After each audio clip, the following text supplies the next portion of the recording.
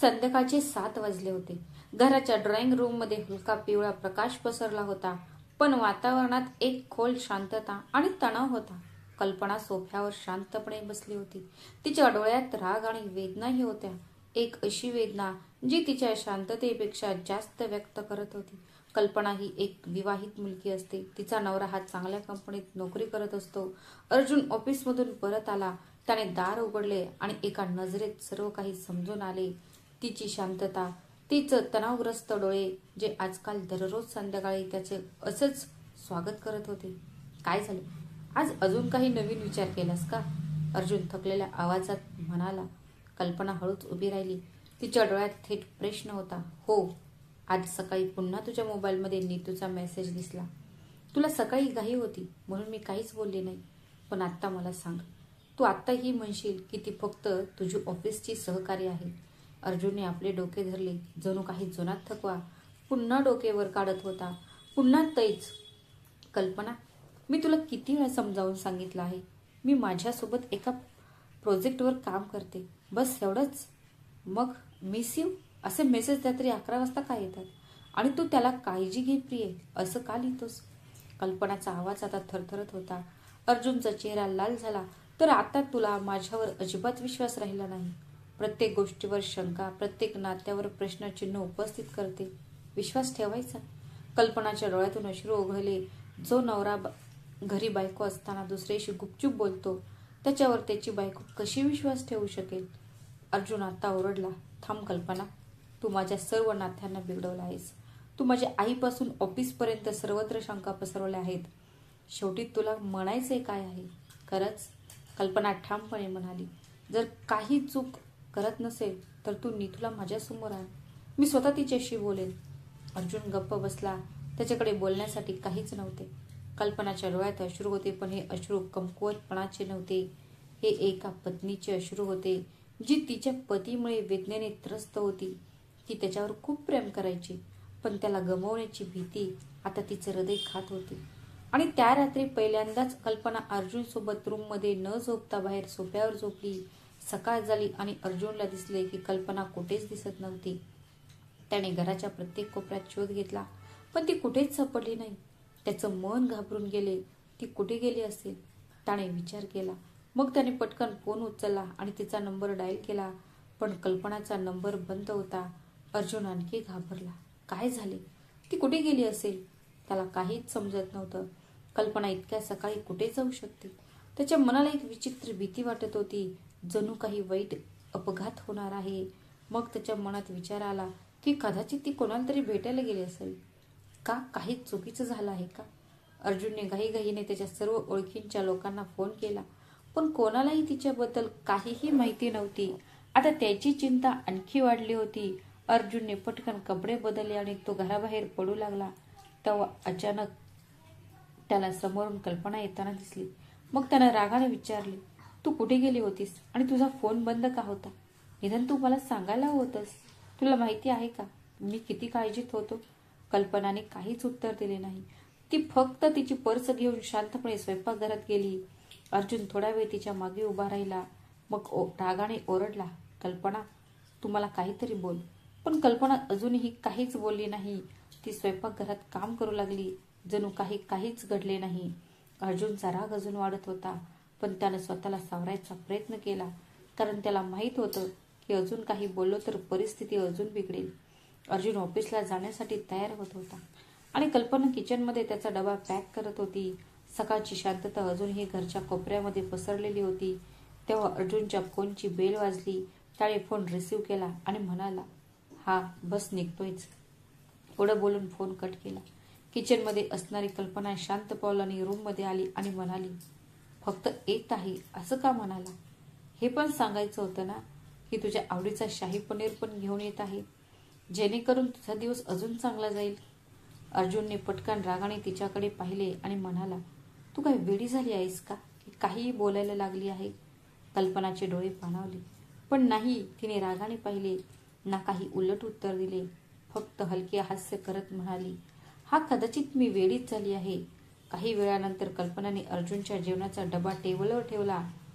अर्जुन डबा घेऊन दरवाजाकडे चाललाच होता. तोपर्यंत कल्पनाचा मागून आवाज आला, तुम्ही पण जेवण करा, नाहीतर सारे जेवण त्या नीतूलाच देऊन बसचाल. हे ऐकून अर्जुनची पावले जागेवरच थांबली. त्यानं हळूच मागे वळून पाहिलं तर कल्पना अजूनही किचनमध्ये उभी होती. पण तिच्या बोलण्यात जो कठोरपणा होता तो सरळ मनाला घाव करत होता.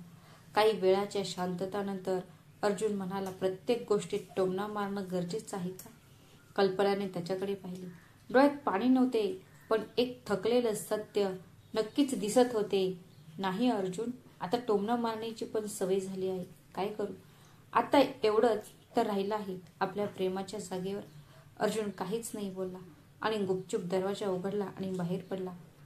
दरवाजा बंद झाल्यानंतर कल्पनाने किचनच्या भिंतीचा सहारा घेतला. तिने एक दीर्घ श्वास घेतला. डब्यामध्ये जे शाही पनीर होते त्यामध्ये फक्त स्वाद नव्हता, तिची आशा होत्या, तिच्या तक्रारी होत्या आणि कदाचित तिचं उरलेलं प्रेमही होतं.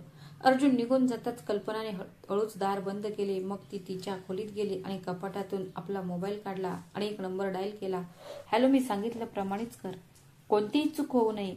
तिचा आवाज आता पूर्वीसारखा तुटलेला नव्हता, तर शांत होता. जणू काही तिने निर्णय घेतला आहे. कॉल डिस्कनेक्ट होताच ती थोडा वेळ खिडकीजवळ उभी राहिली. तिचे डोळे बाहेर होते, पण तिचं मन काल रात्रीच्या प्रत्येक क्षणाबद्दल विचार करत होते, ज्याने तिच्या हृदयाला काट्यासारखे टोचले होते. आता पुरे झाले, ती हळुवारपणे बडबडली. पण आता प्रश्न असा होता की कल्पनाने कोणालाही फोन केला होता आणि इतक्या सकाळी ती कुठे गेली होती? ती फक्त तिच्या वेदनेशी झुंजत होती की आता काही ठरवले होतं? ऑफिसचे घड्याळ दुपारी 1 वाजल्याचे संकेत देत होते. सर्व कर्मचारी त्यांच्या डेस्कवरून उठून कॅफेटेरियाकडे जात होते. पण अर्जुन अजूनही संगणकाच्या स्क्रीनवर वाकून बसला होता. त्याच्या चेहऱ्यावर थकवा आणि डोळ्यात अस्वस्थता होती. तेवढ्यात मागून आवाज आला, काय झालं अर्जुन? आज तू खूप उदास दिसतोयस. ती नीतू होती, त्याच्या ऑफिसची ती सहकारी, जिच्या काल रात्रीच्या मिस यू मेसेजने वादळ निर्माण केले होते. अर्जुनने वर पाहिले आणि हळुवारपणे म्हणाला, काही नाही, फक्त थोडे जास्त काम आहे. नीतूने खुर्ची जवळ ओढली आणि हसत म्हणाली, इथं प्रत्येकाला काम आहे, पण तुझा चेहरा सांगत आहे की काहीतरी वेगळंच आहे. चल आधी जेवूया, काम नंतर करता येईल. अर्जुनने मान खाली केली पण उत्तर दिले नाही. नीतू हलक्या हास्याने म्हणाली, बाय द वे, मी जेवणात तुझी आवडती वस्तू आणली आहे, पनीर टिक्का रोल. नकार देऊ नकोस. आज नकार दिला तर मला वाईट वाटेल. नीतूच्या बऱ्याच समजुतीनंतर अर्जुन अखेर सहमत झाला आणि दोघे एकत्र जेवणा करता गेले. पण अर्जुन अजूनही दुःखी पाहून नीतू त्याच्याशी हसत हसत बोलते, जेणेकरून त्याचा मूड सुधारेल. संध्याकाळचे 5 वाजले होते. अर्जुनने त्याचा फोन पाहिला, पण आज कल्पनाचा एकही मेसेज नव्हता. यापूर्वी कल्पनाकडून दर 2 तासांनी काही ना काही मेसेज यायचा. तुम्ही जेवण केले का? तुम्ही थकला आहात का? आज संपूर्ण दिवस गेला पण फोन आला नाही. जसं रात्रीच्या त्या घटनेने सगळं बदलून टाकलं होतं. अर्जुन अजूनही त्याच शांततेत बुडालेला होता. दुःखी आणि गोंधळलेला. त्याला समजत नव्हतं की काय करावे, कल्पनाला कसे समजवावे, सर्व काही पुन्हा कसे ठीक करावे. अर्जुन घरी पोहोचताच कल्पनाने दार उघडले. चेहरा पूर्णपणे भावहीन होता. डोळ्यात तोच जुना राग होता. काहीही न बोलता तिने दार उघडले, रागाने वळली आणि सरळ खोलीत गेली. अर्जुन काही क्षण दाराशीच उभा राहिला. तो तिथेच उभा राहिला, जणू काही तो उत्तराची वाट पाहत होता.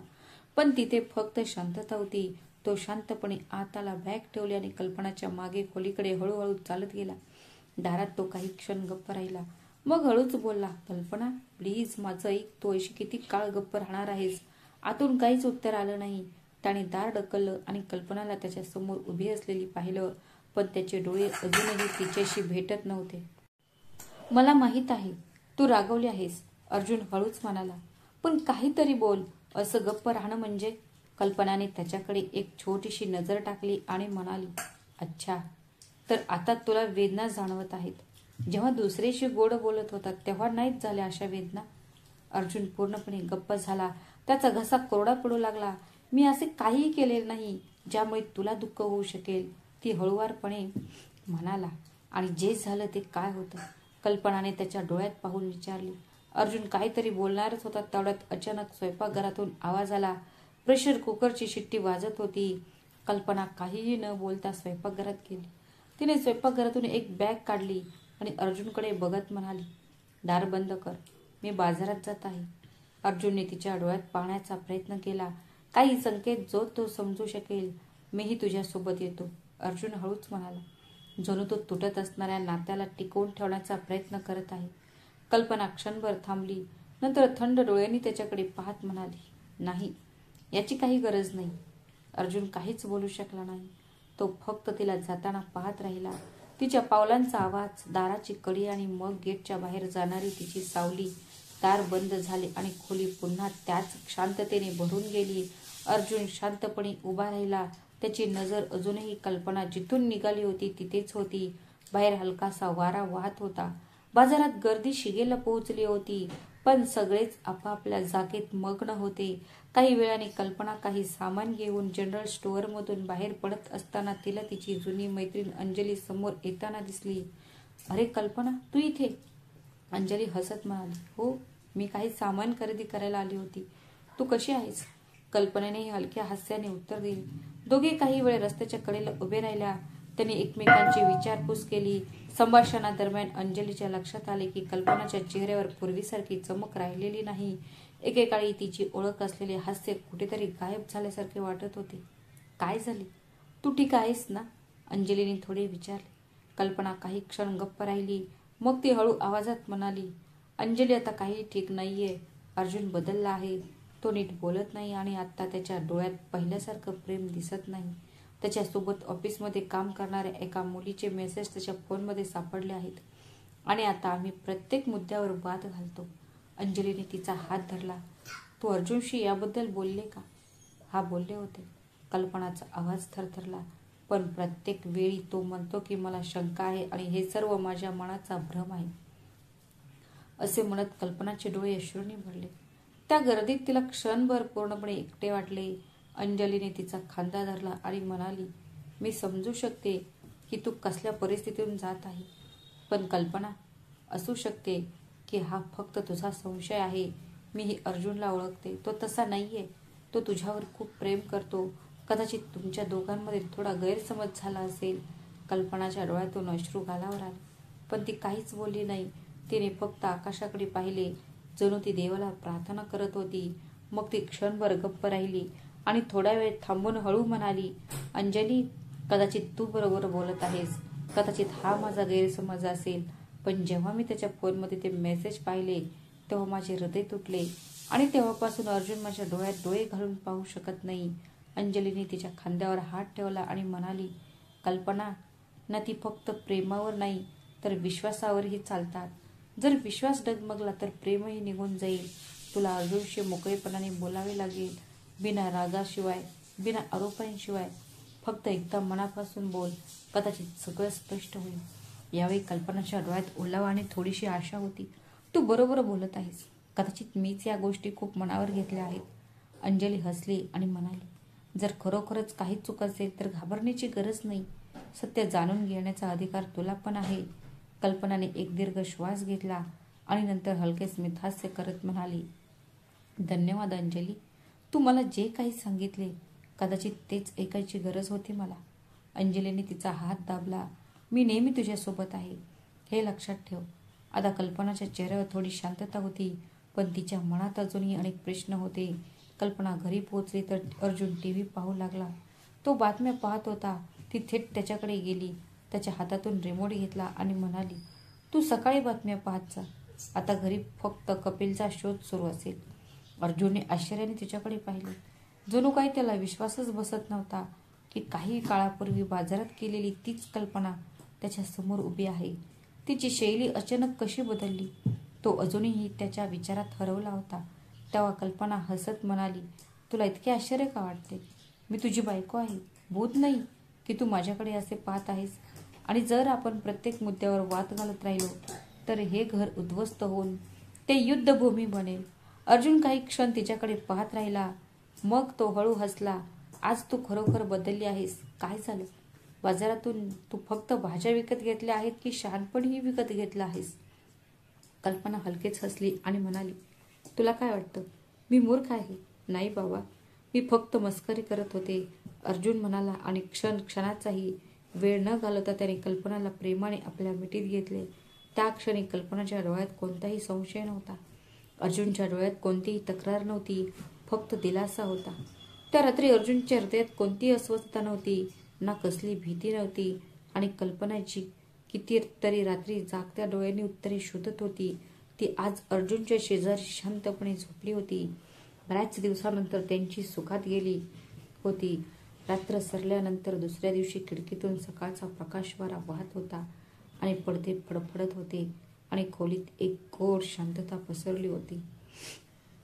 अर्जुनने डोळे उघडले तेव्हा समोर कल्पना पाहत हसली. ती एका बाजूला तोंड करून झोपली होती.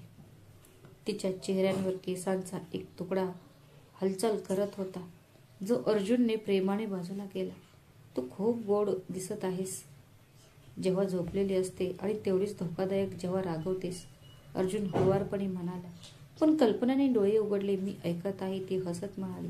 अरे अर्जुन थोडा लाजत म्हणाला. तू जागी आहेस? नाही, पण तुझ्या हाताने केस बाजूला करण्याचं ते नाटक तेव्हा मला कळले, कल्पना डोळे फिरवत म्हणाली. अर्जुनने तिचा हात धरला. आता सगळं ठीक आहे ना?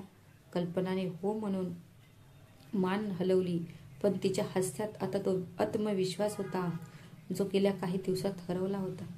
चल, आज सुट्टी आहे, कुठेतरी बाहेर जाऊया. फक्त आपण दोघे? अर्जुन हळूच म्हणाला. इतक्या लवकर प्लॅन बनवलास? कल्पना अर्जुनकडे आश्चर्याने पाहत म्हणाली. तुला चांगल्या मूडमध्ये ठेवण्याची जबाबदारी माझी आहे. दोघेही हसले आणि सकाळचा तो पहिला तास त्यांच्या नात्याची नवीन सुरुवात होऊन आल्यासारखा वाटत होता. अर्जुनने आपली गाडी काढली आणि दोघेही अक्षरधाम मंदिरात जायला निघाले. वाटेत हलक्या फुलक्या गप्पा झाल्या.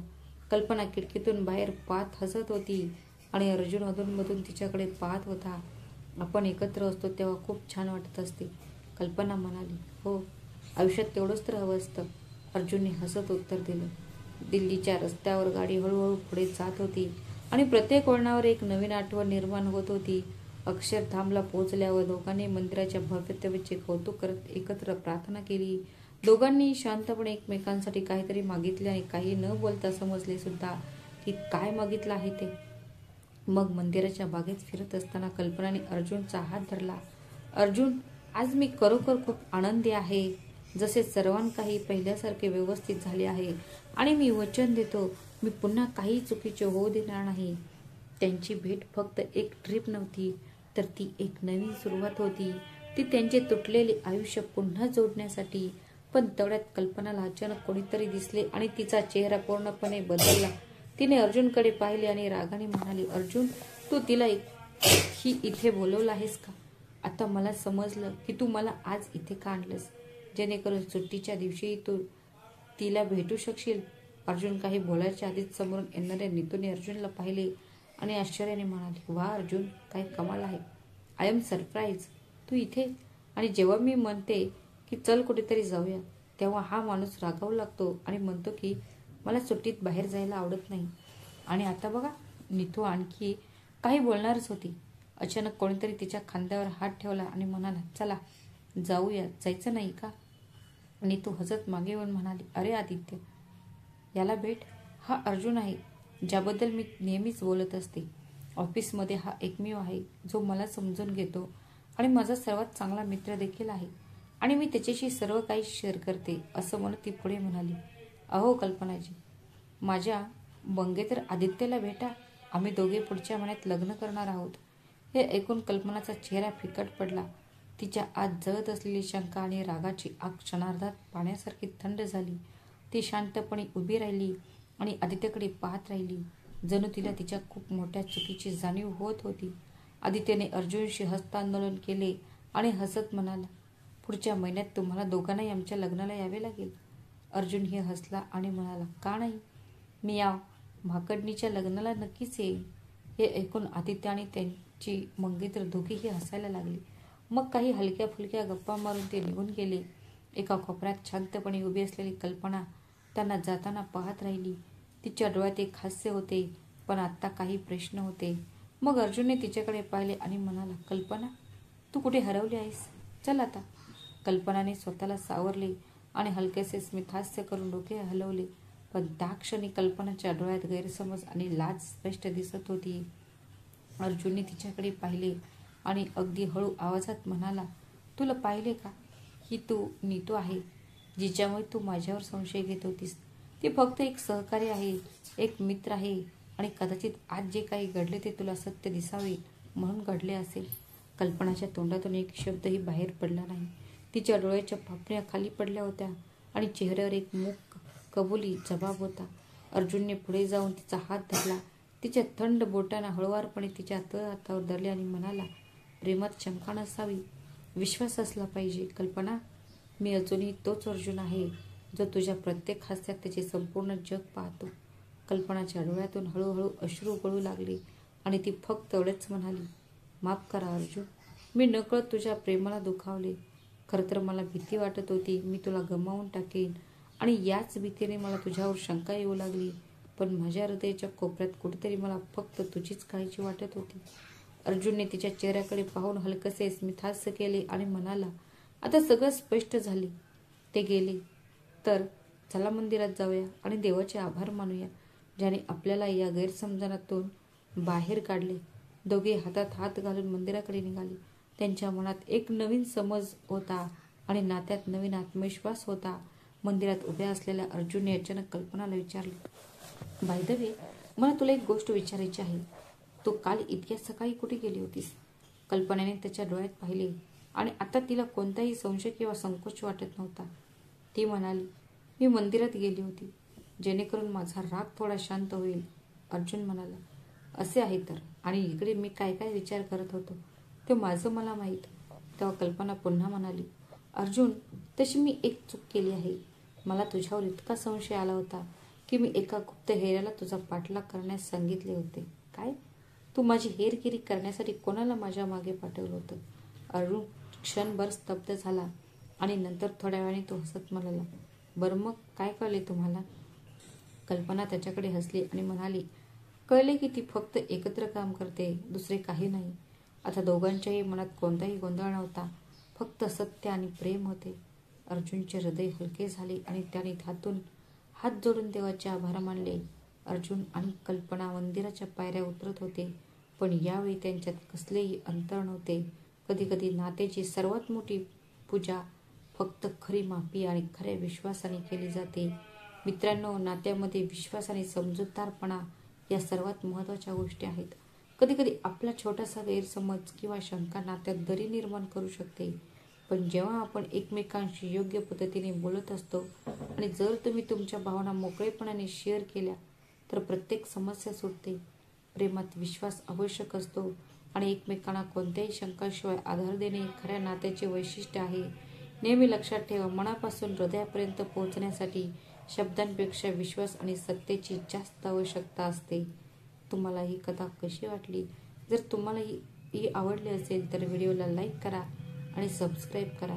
अशाच आणखी एका मनोरंजक कथेत भेटूया. तोपर्यंत स्वतःची आणि तुमच्या प्रियजनांची काळजी घ्या. धन्यवाद.